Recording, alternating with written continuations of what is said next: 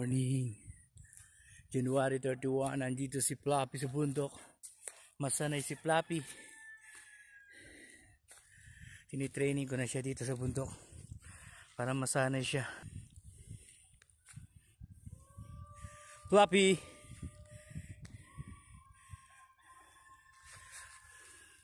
Fluffy! Ginagawa ni Fluffy, oh. Dinumihan niya yung katawan niya. Loko to. Lagot ka kay mama mo. Nagdumi ka, oh, Fluffy. Yan ay ano. Lagot ka kay mama mo.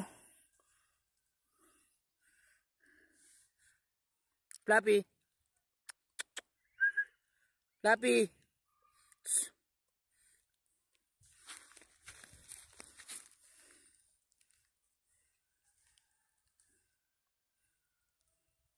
Good morning everyone, ayan si Fluffy.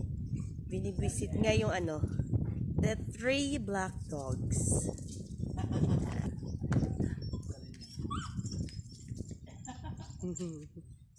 Pray ka na lahat yan.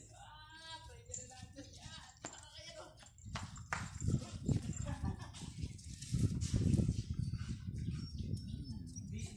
Di siya pinapansin ni Clover.